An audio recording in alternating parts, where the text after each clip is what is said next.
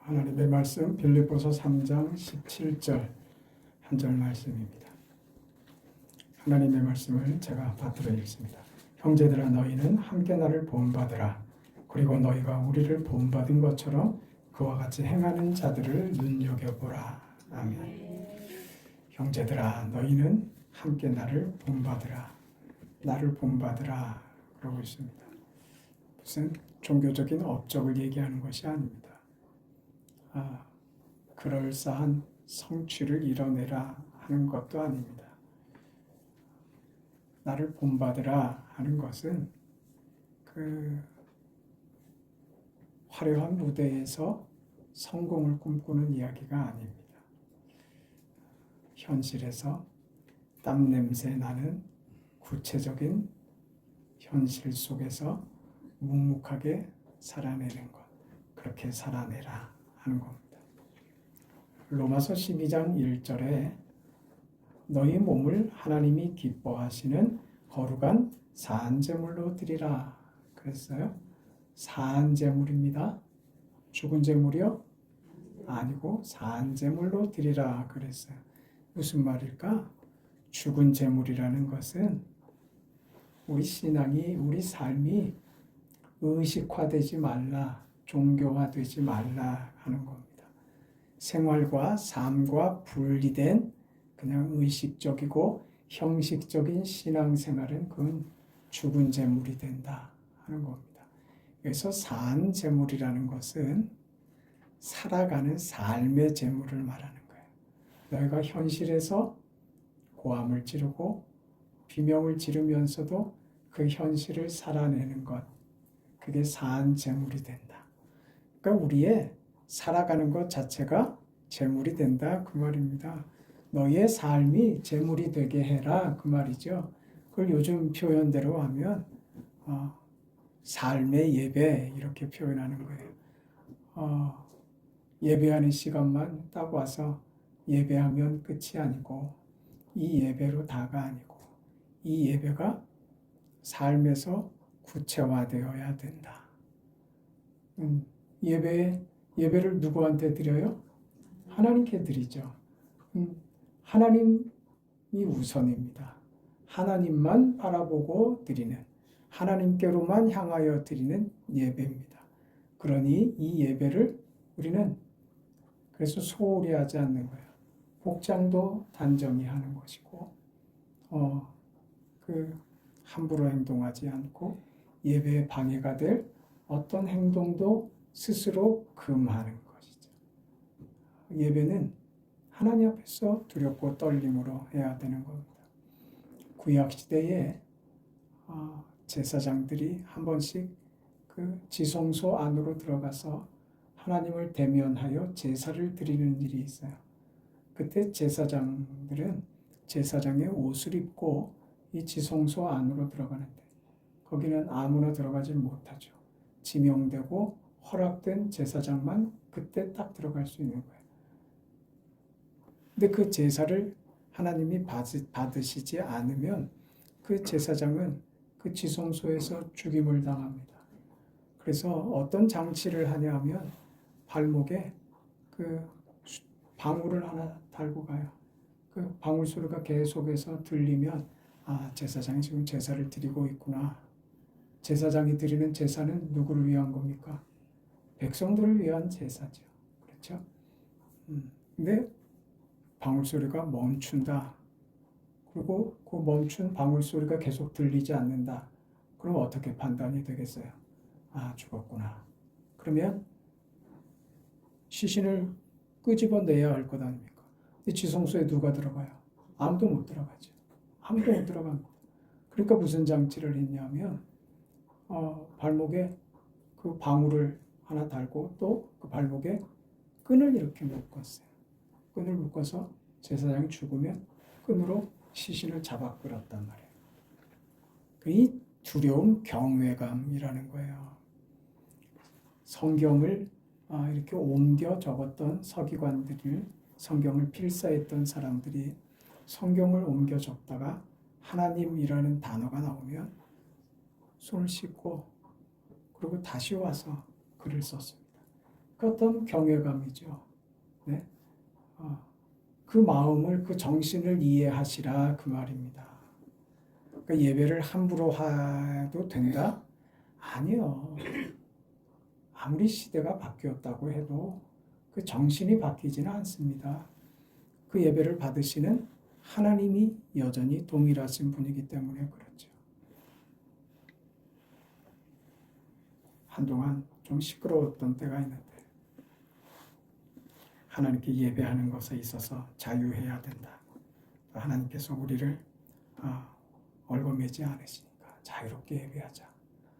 그래서 휴양지에 예배 드리는 것처럼 모두가 다 해변에서 그 물놀이하고 놀고 하던 그 복장대로 그냥 예배에 들어와서, 그리고 강단에 서는 이 설교자 목사도 딱 그 복장입니다. 그냥 티셔츠 위에 하나 입고 한 번씩은 반바지 입고도 올라가더라고요. 이게 우리 그 하나님 앞에서의 최소한의 우리의 예의들 아닙니까? 그렇죠? 예복을 갖춰 입으라고 했잖아요. 예복을 갖춰 입는 거는 도리죠. 예의죠. 남의 결혼식장에 가는데 그냥 뭐 일하다가 땀 범벅인 채로 흙이 뭐 진탕 묻어 있는 채로 그러고 결혼식장에 갑니까? 안 가죠. 아니 농사 짓다가 그 채로 그냥 결혼식장 가는 법은 없죠. 근데 하나님께 예배하는데 그런 겁니다. 이 하나님께 예배하는데 그 제대로 되지 않은 사람이 삶의 예배가 어떻게 제대로 될 수가 있겠어요? 예배를 두려워해야지 됩니다. 그 예배 시간에는 이렇게 왔다 갔다 하는 게 아니에요. 하나님 앞에서 예의를 지켜야 돼요. 너희 몸을 하나님이 기뻐하시는 거룩한 산제물로 드리라. 우리 신앙과 우리 삶은 하나로 묶여야 됩니다. 예배에서 만난 그 하나님을 삶에서 그대로 만나고 그대로 삶으로 우리 예배가 적용돼야 된다 그 말입니다. 그래서 올바른 신앙생활을 하는 것은 세상이 말하는 폼나는 삶과는 다릅니다. 예배하는 삶, 하나님 앞에서 바른 믿음의 삶을 산다는 것은 이 현실을 살아가는 거라고요. 현실을 결혼을 하고 자녀를 기르고 생계를 위해서 치열하게 부딪히는 구체적인 그 정황 속에 우리가 들어가는 겁니다. 그 자리가 무슨 자리라고요? 예배의 자리다. 그 말입니다. 우리 각자가 처해 있는 우리의 자리. 홀로 있어서 나이 들어 홀로 있게 된 이 상황. 여러분 상상했었습니까? 그리 될 줄은 알았지만 막상 그렇게 살고 보니 참 처량하죠. 서글프고 그렇습니다. 모두가 다 그렇습니다. 젊은 사람들 각자의 삶의 자리에서 각자가 아픔이 있고 각자가 어려움이 있고 각자가 고민이 있고 한 그 자리를 사는 겁니다. 그 무슨 자리라고요? 예배의 자리라고요. 예배의 자리. 세상 영웅주의에 빠져서 명분을 앞세우는 남을 누리려고 하는 태도와는 상반된 그 현실을 살아내는 것, 그게 예배하는 삶입니다. 이 생애의 그 전사처럼 그렇게 변해버리는 사람은 여성들입니다. 그렇지 않습니까? 어릴 때는 꿈도 많고 어릴 땐 공주죠. 다. 집에서 공주 아니었어요? 공주였잖아요. 그리고 결혼을 하면서 이제 왕비가 된다고 생각을 했는데 이게 왕비가 되기는커녕 그때부터 전사가 됩니다.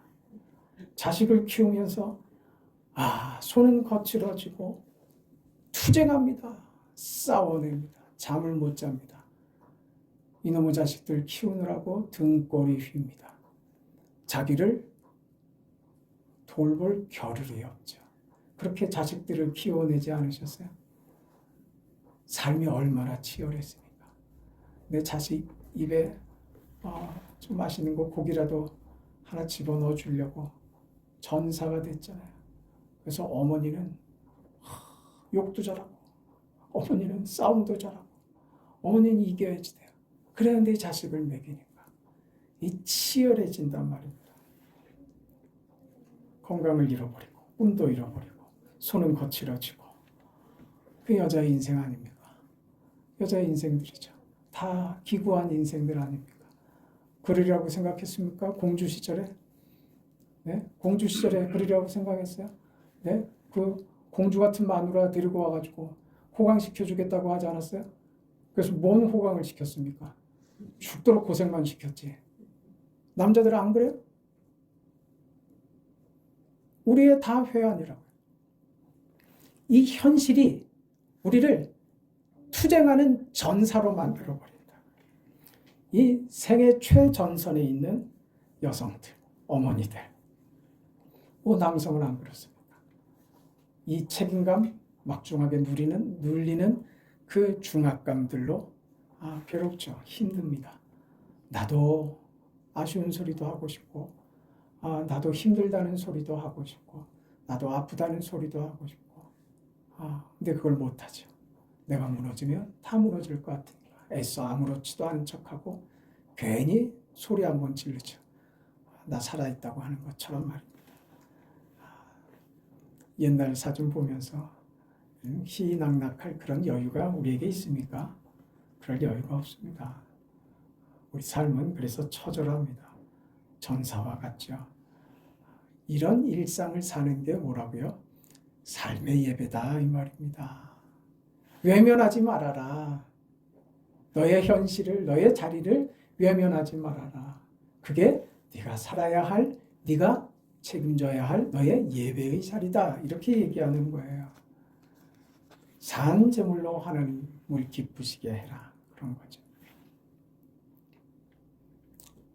목회를 하면서 목사된 자로서 또 참 이런 생각을 많이 합니다. 목사는 유명세를 즐길 사람이 아닙니다. 이름을 날리고 많은 사람들에게 인정받고 하는 자리가 아닙니다. 목사는 저는 그렇게 생각합니다. 최전방에 서 있는 최전선의 지휘자 같아야 된다 생각합니다. 같이 총을 들고 돌격 앞으로 해야죠. 네? 뒤에서 책 쓰고 뒤에서 호사 누리고 뒤에서 정치하는 것 그건 목사가 할 일이 아닙니다. 자식을 먹여 살리기 위하여 어떤 일도 마다하지 않는 어머니처럼 말이에요. 전사가 되는 거죠. 교회를 위해서 못할 일 없는 그 자리다. 저는 늘 그렇게 생각합니다. 우리 교회가 지금까지 그리워왔잖아요. 그렇죠? 어제도 우리 바자회를 참 은혜롭게 잘 마쳤어요. 우리가 이런 일을 할 수 있다는 것 자체가 자랑스럽지 않습니까? 참 서로가 기특하고 참 안 하려고 들면요 아무것도 안 합니다. 그 피곤하고 힘든 거 뭐 하려고 해? 뭐 하려고 그거를 해? 여러분 뭐 아시겠지만 제가 한 달여 전에 인천 올라가서 이 옷 받아오고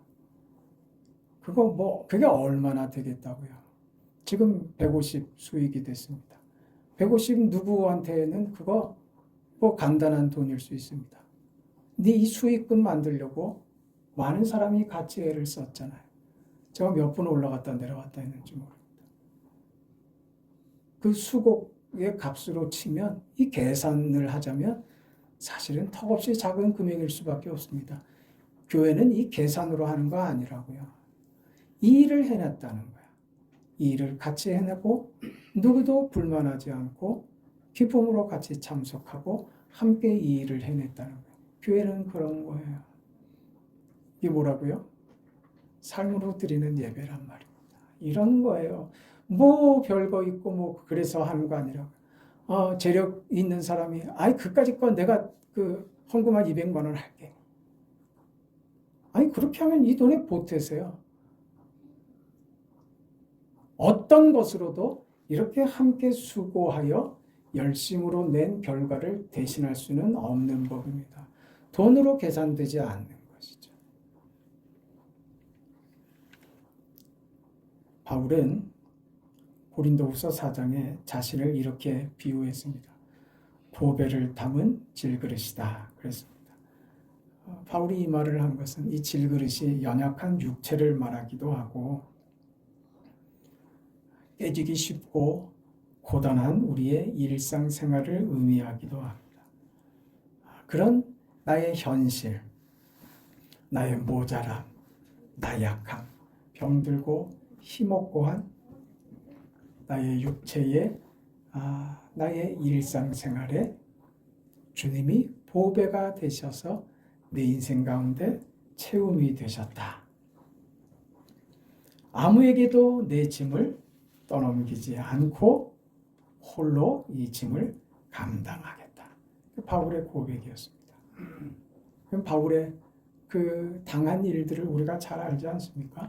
고린도서 11장에 가면 바울이 어떤 수많은 매질과 파선의 위험, 굶주리고 헐벗고 이런 일들을 숱하게 겪는 죽음의 고비를 수없이 넘겼습니다.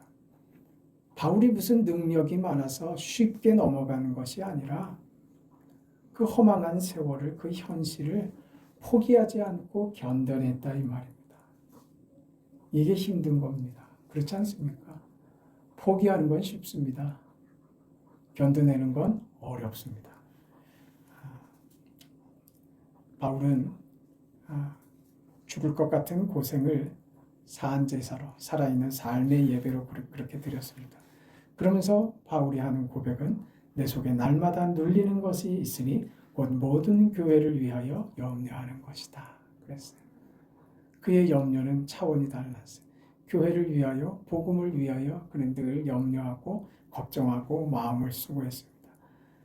여러분 자신의 인생을 누가 대신할 수 있어요? 없죠. 내 인생을 누가 대신할 수 없습니다. 내 인생은 내가 책임져야 됩니다. 매일 벌어지는 일에 충성하고 오늘 나에게 주어진 위협과 도전에 맞서서 최선을 다할 뿐입니다. 눈물이 날 때도 있죠. 운다고 해서 하나님께서 그 어려움을 면제시켜 주시는 것은 아니지만 그런 고단한 현실을 견뎌내기 위해서 우리는 눈물을 흘리기도 하죠. 기억하세요. 그 눈물도 우리의 믿음의 한 방편이라는 것을 기억하세요. 그것도 믿음입니다. 하나님, 견딜 수가 없습니다. 너무 힘듭니다. 그렇게라도 하나님께 나아가세요. 눈물로라도 나아가세요. 그렇지 않으면 우리가 어디로 가느냐 하면 그냥 포기하던가 아니면 내 문제를 누구에게 돌리는 거예요. 원망하고 내 책임을 벗어나기 위해서 다른 사람을 원망하는 것으로 내가 감당해야 될 책임을 회피하죠. 이거는 비겁한 거라고요. 여러분의 인생을 자신이 책임져야지 되는 현실을 책임지세요. 도망가지 마시고 비겁한 겁니다. 누가 대신하지 않습니다. 내가 도망간다고 누가 대신해 놓지 않습니다. 그런 사람들이 있어요. 보면 우리 교회는 참 그 인품들이 좋으셨어요. 어디 저기 서울에 가면 그런 사람들이 제법 있어요. 어려운 일 있으면 어딘가 싹 빠져 있어. 도망가 있어. 쑥 빠져 있다가 문제가 해결됐다 싶으면 그때 싹 나타납니다. 현실을 사는 거예요. 내가 할 일을 외면하지 마시라 이겁니다. 내가 짊어져야 할 짐을 다른 사람에게 던지지 말라 이런 것이죠. 묵묵히 내가 질 짐을 눈물로 지고 나아갈 때 그 연약한 자리에서도 하나님은 은혜를 베푸시고 창조의 하나님께서 일하기 시작하신다 이겁니다. 하루를 살아내세요. 바울이 한 말입니다. 똑똑히 기억하세요. 너희는 나를 본받으라. 도망가지 않았다. 비겁하게 도망가지 않았다. 현실을 나는 책임지며 살았다. 도망가지 않았다. 부딪히며 살았다. 눈물 흘릴지라도 그 길을 갔다 하는 겁니다. 아무리 힘들어도 그 길을 갔다. 누구처럼요? 그게 누구라고요? 엄마라니까, 엄마. 여러분 엄마 돼갖고 그렇게 했잖아요. 도망갔어요? 네? 버텨냈잖아. 전사가 돼서 뭐 싸움박질이라도 했잖아. 그걸 여러분 삶에서 믿음으로 그 전사와 같은 도망가지 않고 물러서지 않고 그렇게 현실을 살아내라 그 소리입니다. 그게 삶의 예배입니다. 여러분 서로에게 제발 시험거리가 되지 말고 서로에게 위로가 되고 힘이 되어 주시기를 바랍니다. 여러분 우리가 사는 현실 그 일상이라는 최전선에서 각자의 짐을 지고 거룩한 산재물로 살아가는 삶의 예배가 되는 저와 여러분이 되시기를 주의 이름으로 축원합니다. 아멘.